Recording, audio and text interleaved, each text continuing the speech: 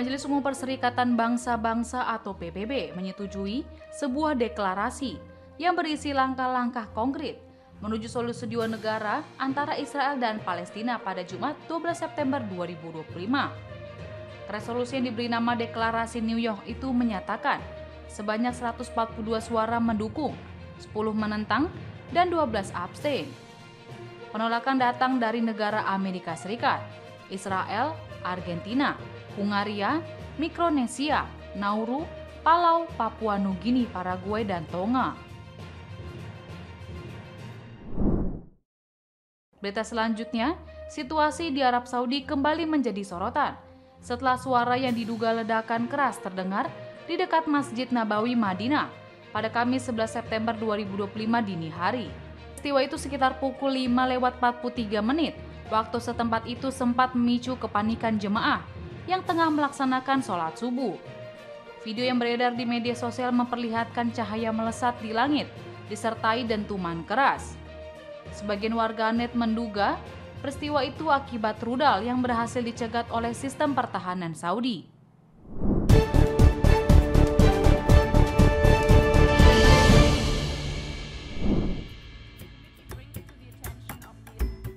The General Assembly is now voting on draft resolution A/80/L1/. Majelis Umum Perserikatan Bangsa-Bangsa atau PBB menyetujui sebuah deklarasi yang berisi langkah-langkah konkret menuju solusi dua negara antara Israel dan Palestina pada Jumat 12 September 2025.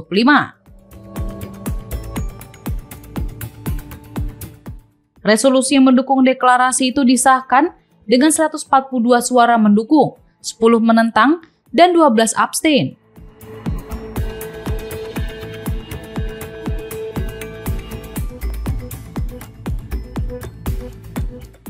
Deklarasi New York tersebut merupakan hasil konferensi internasional di PBB pada Juli lalu, yang digagas oleh Arab Saudi dan Prancis.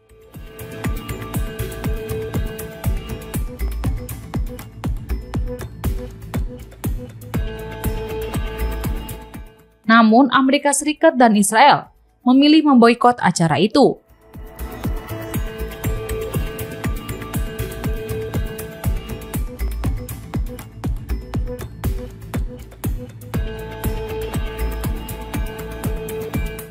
Dalam deklarasi, PBB menekankan perlunya langkah-langkah konkret, berjangka waktu, dan tidak dapat diubah menuju pembentukan negara Palestina.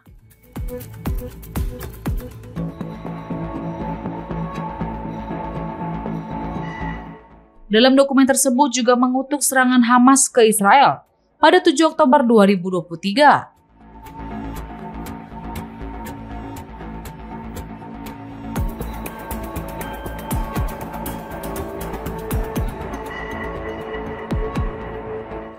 Serta mengecam serangan Israel terhadap warga sipil dan infrastruktur di Gaza yang menyebabkan krisis kemanusiaan.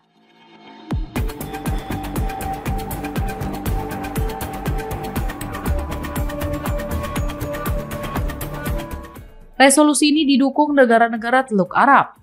Sementara penolakan datang dari Amerika Serikat, Israel, Argentina, Hungaria, Mikronesia, Nauru, Palau, Papua Nugini, Paraguay, dan Tonga. Deklarasi ini juga lebih dari sekedar mengutuk Hamas, melainkan berupaya untuk sepenuhnya menyingkirkan kelompok itu dari kepemimpinan di jalur Gaza.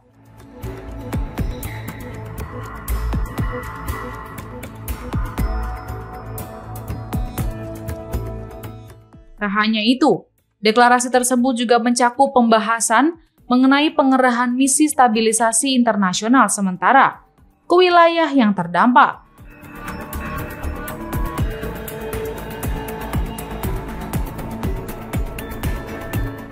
Di bawah mandat Dewan Keamanan PBB yang bertujuan untuk mendukung penduduk sipil Palestina dan memfasilitasi tanggung jawab keamanan otoritas Palestina.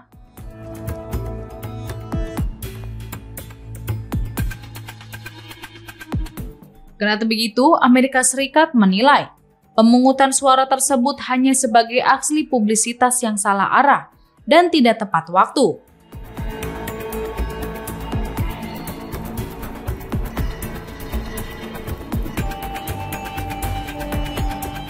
Mereka juga menganggap dapat merusak upaya diplomatik untuk mengakhiri konflik.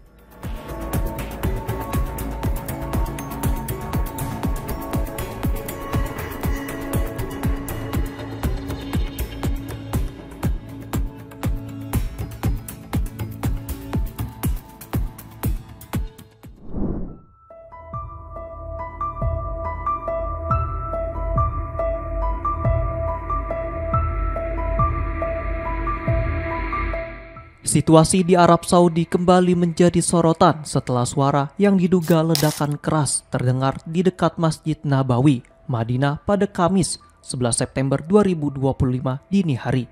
Peristiwa sekitar pukul 05.43 waktu setempat itu sempat memicu kepanikan jamaah yang tengah melaksanakan sholat subuh. Video yang beredar di media sosial memperlihatkan cahaya melesat di langit disertai dentuman keras.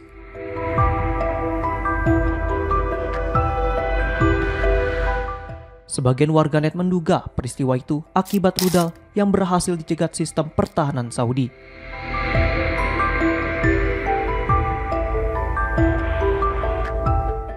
Namun otoritas Al-Haramain meminta masyarakat tidak berspekulasi dan menunggu informasi resmi yang terverifikasi. Hingga kini tidak ada laporan kerusakan maupun korban di sekitar masjid suci kedua bagi umat Islam tersebut.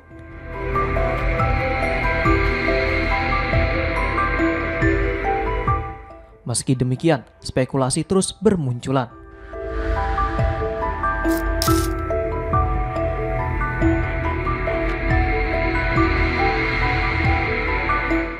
Beberapa warganet menduga rudal itu diluncurkan dari Yaman dengan target Israel, namun melintas di wilayah udara Arab Saudi.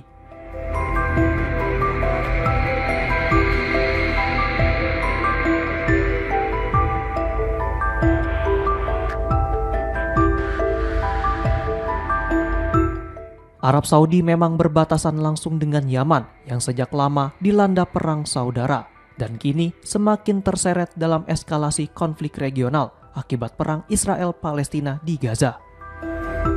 Sehari sebelumnya, militer Israel mengklaim berhasil mencegat rudal yang ditembakkan dari Yaman.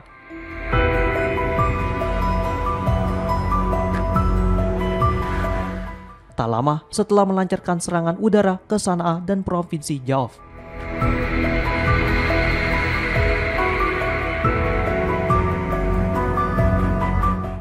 Serangan itu menewaskan sedikitnya 46 orang dan melukai lebih dari 160 lainnya.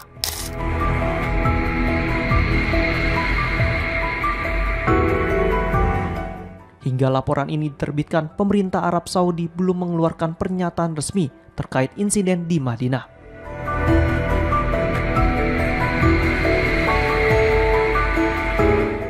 Sementara itu, ketegangan di Timur Tengah terus meningkat.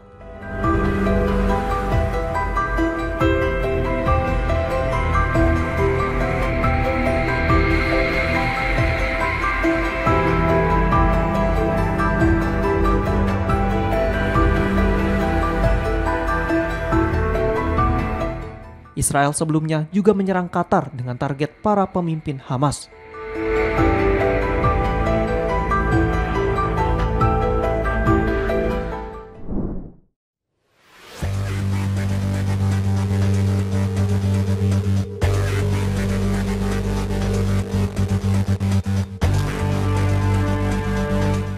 Israel melancarkan serangan udara ke ibu kota Qatar, Doha, pada Selasa 9 September waktu setempat.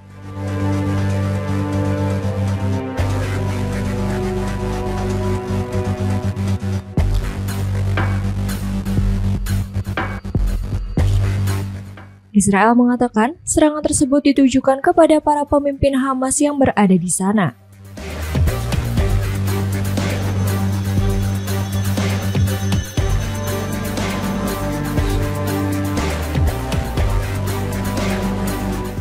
Dalam serangan tersebut, 5 orang anggota Hamas dilaporkan tewas, termasuk putra pemimpin Khalil Al-Hayya.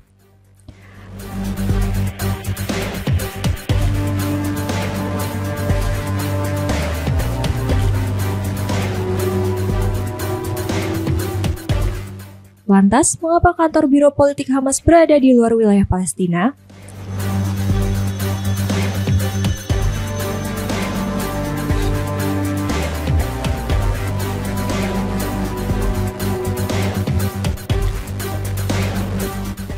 Sejak tahun 2012, ibu kota Qatar diketahui menjadi markas politik Hamas. Saat itu para pemimpin Hamas hengkang dari Suriah karena perang.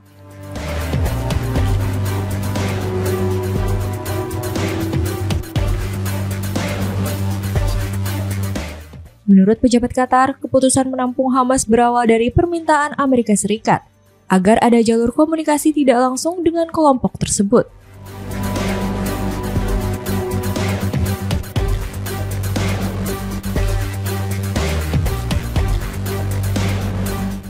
Beberapa tokoh penting Hamas akhirnya bermukim di Doha, diantaranya mantan Kepala Biro Politik Hamas Khalid Meshal sejak 2012.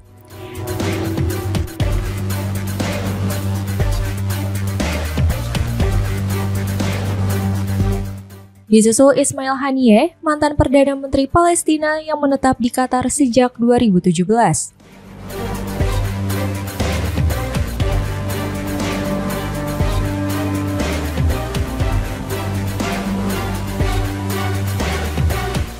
Selain mereka, pemimpin Hamas yang pindah tempat tinggal ke Qatar adalah Khalil Al-Hayya.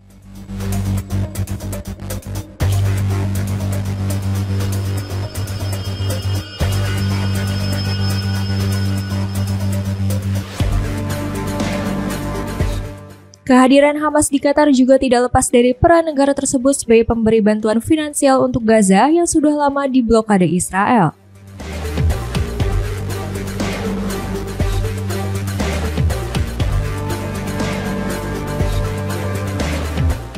Meski begitu, pemerintah Doha menegaskan kantor Hamas di negaranya bukan bentuk dukungan, melainkan sebagai jalur komunikasi untuk upaya mediasi.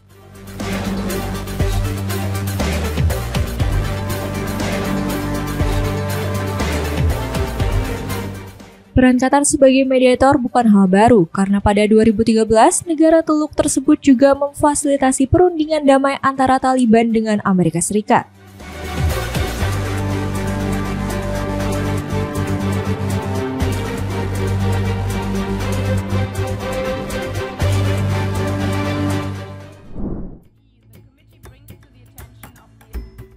The General Assembly is now voting on draft resolution A/80/L1/.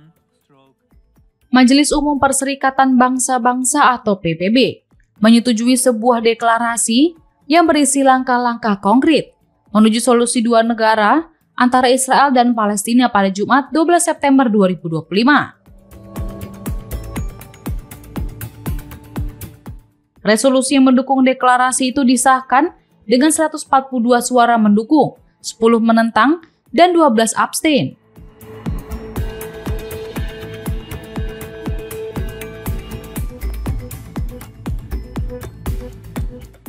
Deklarasi New York tersebut merupakan hasil konferensi internasional di PBB pada Juli lalu, yang digagas oleh Arab Saudi dan Prancis.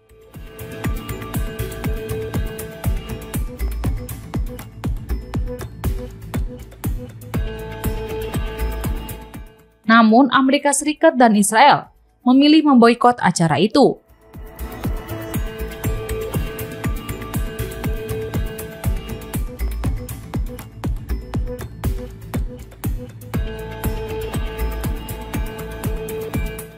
Dalam deklarasi, PBB menekankan perlunya langkah-langkah konkret, berjangka waktu, dan tidak dapat diubah menuju pembentukan negara Palestina.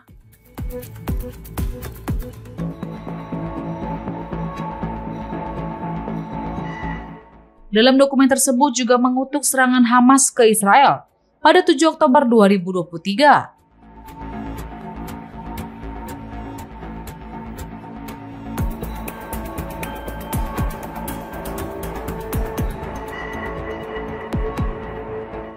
Serta mengecam serangan Israel terhadap warga sipil dan infrastruktur di Gaza yang menyebabkan krisis kemanusiaan.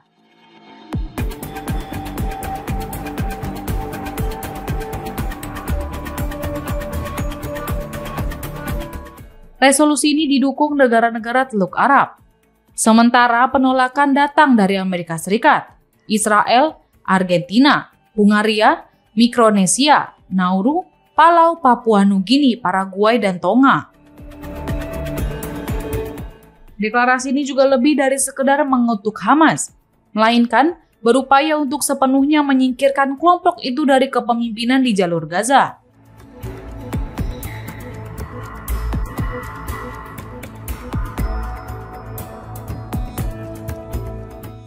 Tak hanya itu, deklarasi tersebut juga mencakup pembahasan mengenai pengerahan misi stabilisasi internasional sementara ke wilayah yang terdampak.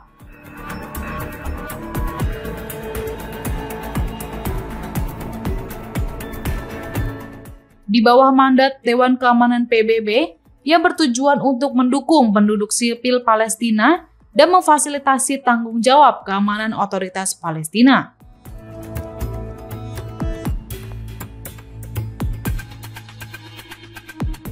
Kendati begitu, Amerika Serikat menilai pemungutan suara tersebut hanya sebagai aksi publisitas yang salah arah dan tidak tepat waktu.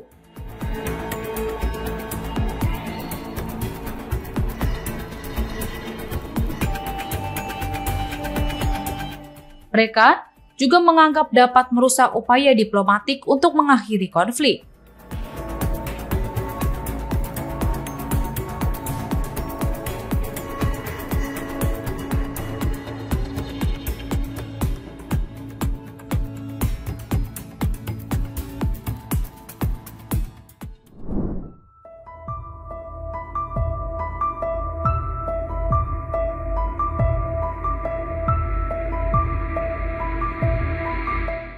Situasi di Arab Saudi kembali menjadi sorotan setelah suara yang diduga ledakan keras terdengar di dekat Masjid Nabawi, Madinah pada Kamis 11 September 2025 dini hari. Peristiwa sekitar pukul 05:43 waktu setempat itu sempat memicu kepanikan jamaah yang tengah melaksanakan sholat subuh. Video yang beredar di media sosial memperlihatkan cahaya melesat di langit disertai dentuman keras.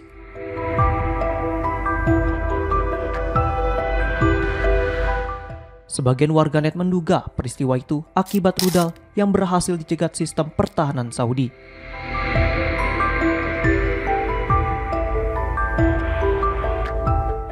Namun otoritas Al-Haramain meminta masyarakat tidak berspekulasi dan menunggu informasi resmi yang terverifikasi. Hingga kini tidak ada laporan kerusakan maupun korban di sekitar masjid suci kedua bagi umat Islam tersebut.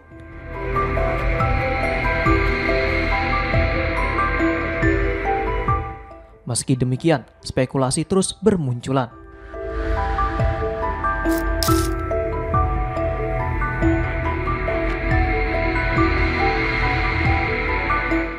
Beberapa warganet menduga rudal itu diluncurkan dari Yaman dengan target Israel, namun melintas di wilayah udara Arab Saudi.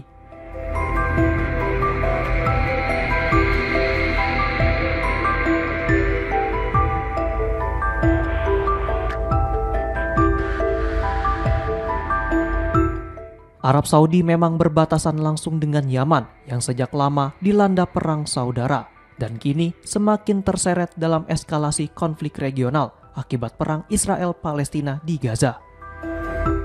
Sehari sebelumnya, militer Israel mengklaim berhasil mencegat rudal yang ditembakkan dari Yaman.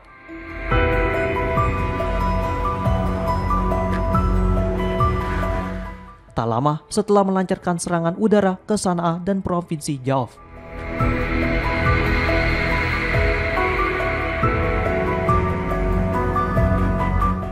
Serangan itu menewaskan sedikitnya 46 orang dan melukai lebih dari 160 lainnya.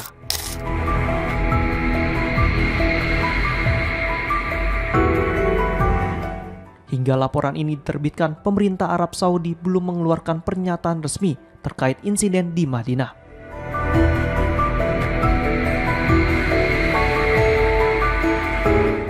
Sementara itu, ketegangan di Timur Tengah terus meningkat.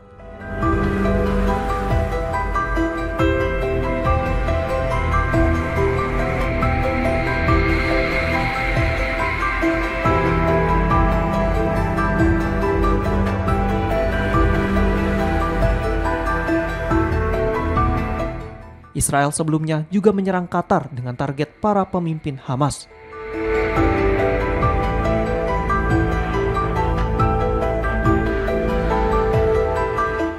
Lima anggota Hamas termasuk putra negosiator Khalil Al-Hayya dilaporkan tewas dalam serangan tersebut.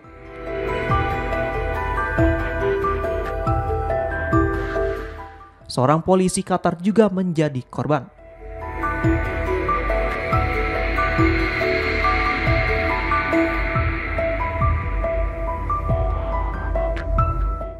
Aksi militer Israel itu menuai kecaman luas dari negara-negara Arab hingga negara Barat seperti Prancis dan Inggris. Сегодня мы начали совместное стратегическое учение вооруженных сил Республики Беларусь и Российской Федерации «Запад-2020». Учение спланировано провести в 2 этапа. Rusia dan Belarusia memulai latihan militer gabungan besar-besaran bertajuk Zapad 2025 pada Jumat 12 September yang mencangkup operasi di wilayah kedua negara serta di Laut Baltik dan Laut Barents.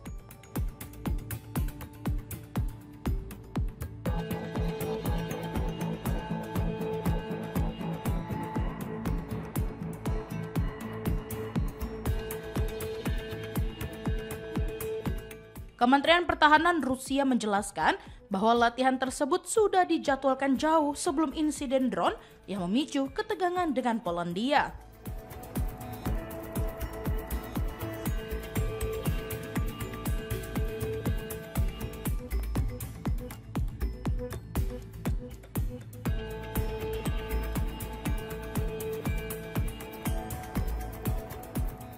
Latihan ini berlangsung hanya 2 hari setelah Polandia dengan dukungan sekutu NATO menembak jatuh beberapa drone yang diduga milik Rusia di wilayah udaranya.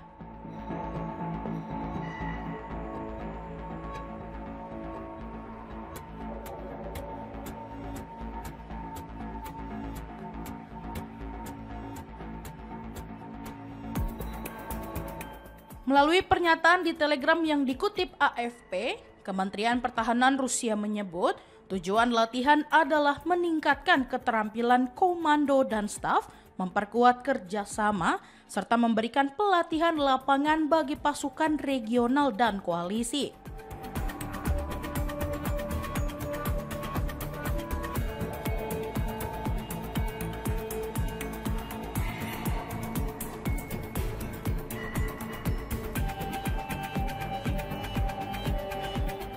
Pada tahap pertama, pasukan akan mensimulasikan penanggulangan serangan terhadap Rusia dan Belarusia yang tergabung dalam Aliansi Negara Persatuan.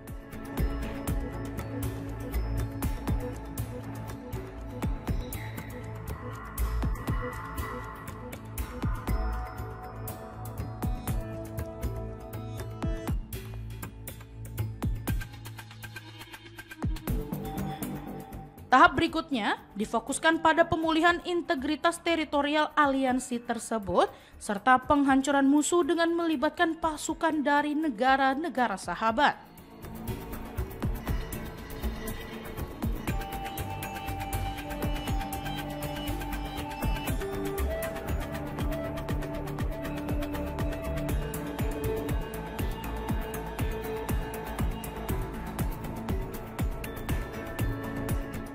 Juru bicara Kremlin, Dmitry Peskov, menegaskan latihan yang berlangsung di dekat perbatasan Polandia itu tidak ditujukan terhadap negara lain.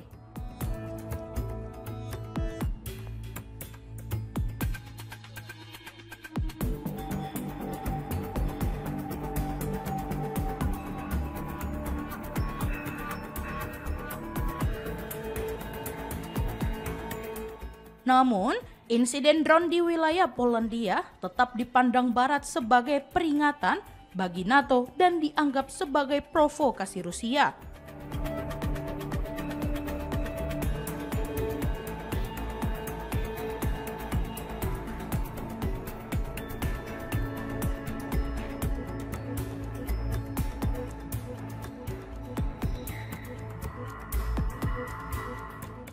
Moskow membantah tuduhan tersebut dan menyatakan drone yang diluncurkan hanya menargetkan wilayah Ukraina Barat.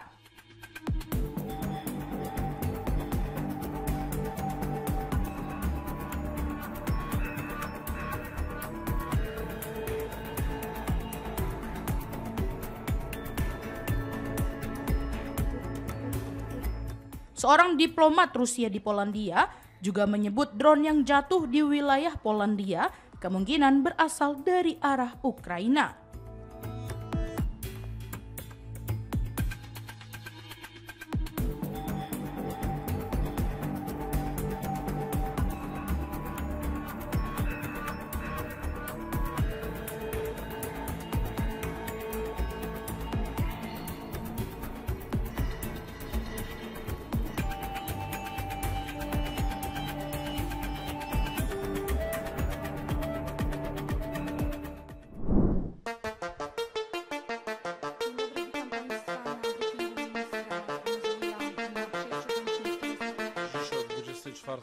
Zamknęliśmy ruch na granicy. Polandia resmi menutup perbatasannya dengan Belarus pada Jumat 12 September tengah malam, langkah yang diambil sebagai reaksi terhadap latihan militer besar Rusia dan Belarus yang dinilai bersifat agresif.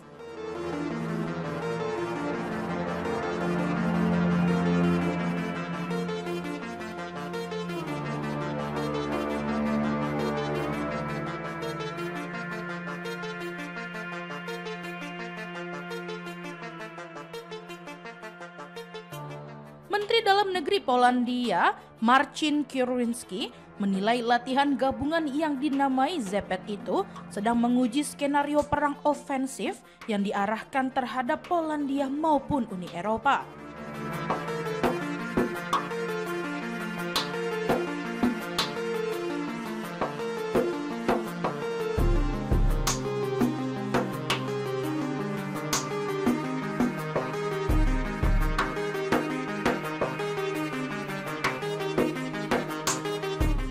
Ia menegaskan penutupan perbatasan menjadi langkah pencegahan untuk melindungi keamanan negara.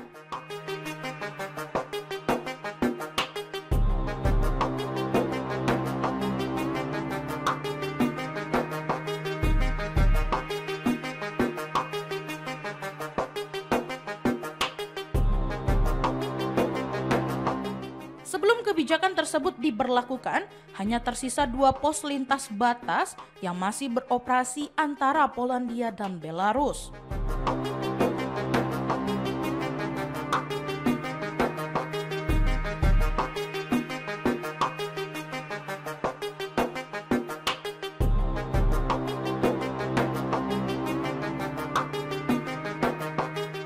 Kini, seluruh jalur resmi ditutup sepenuhnya, menambah ketegangan di kawasan.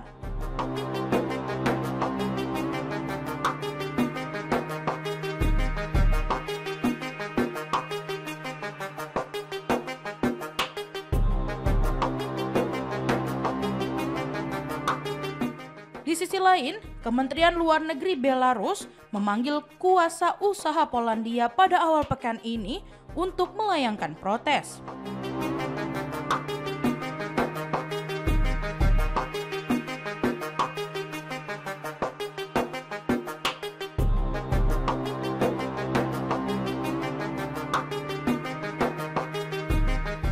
Minsk menyebut keputusan Warsawa telah menimbulkan kesulitan besar bagi warga, bahkan dianggap sebagai penyalahgunaan posisi geografis yang merugikan pihak lain.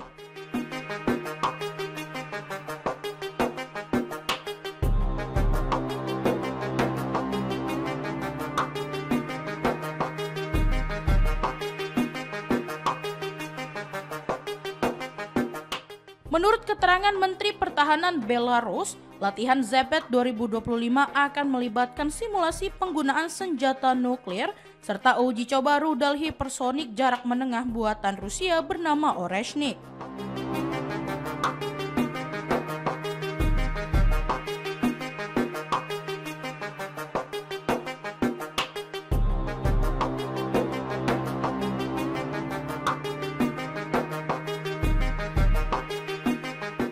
Latihan itu disebut sebagai bagian dari penguatan aliansi militer Rusia-Belarus yang tergabung dalam Negara Persatuan.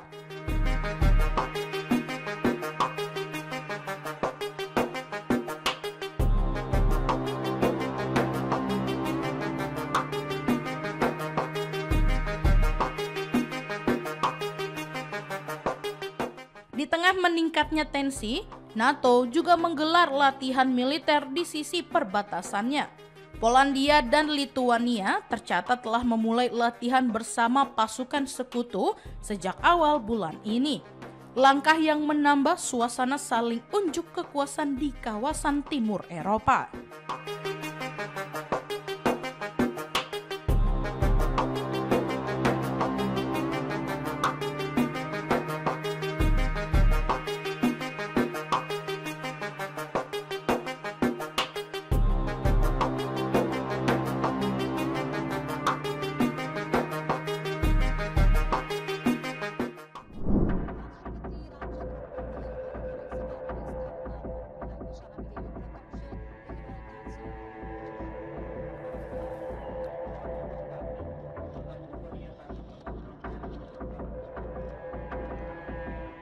Presiden Nepal Ramchandra Paudel membubarkan Dewan Perwakilan Rakyat atau DPR pada Jumat 12 September 2025 atas rekomendasi Perdana Menteri sementara Sushila Karki.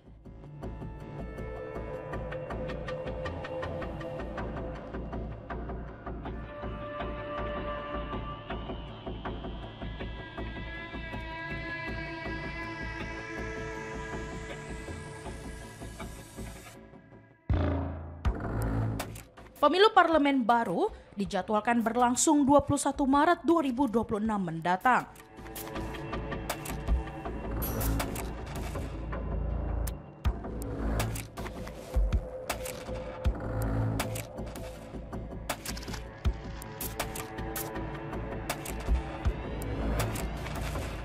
Pembubaran DPR berlaku mulai pukul 23 waktu setempat menurut pemberitahuan resmi kantor Presiden.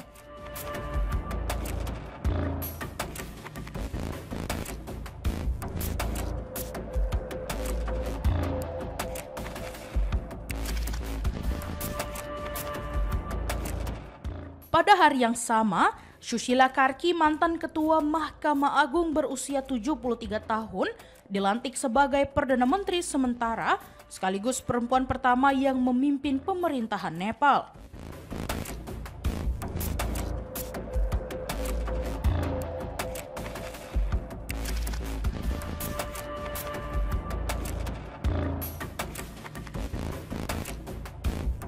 Karki menggantikan KP Sharma Oli yang mundur setelah gelombang protes besar dipicu kebijakan pelarangan media sosial.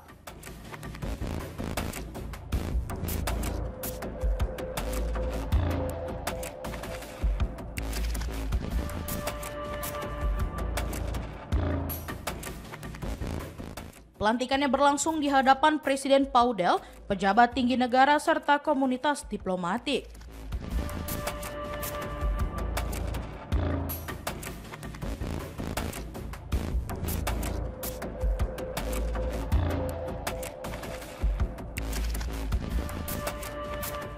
Dari jajaran mantan Perdana Menteri, hanya Baruram Batara yang hadir. Penunjukan Karki disambut meriah, terutama oleh generasi muda yang menjadi motor penggerak demonstrasi.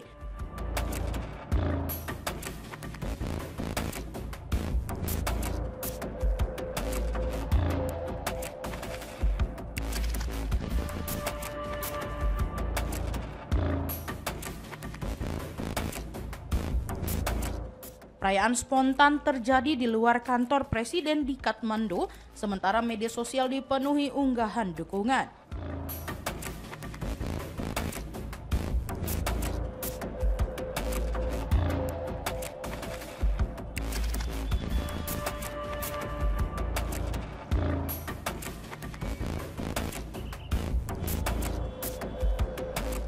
Keputusan Paudel menunjuk Karki sebagai Perdana Menteri transisi diambil setelah serangkaian konsultasi dengan militer, partai politik, pakar hukum, dan tokoh masyarakat sipil. guna menyiapkan jalan menuju pemilu mendatang.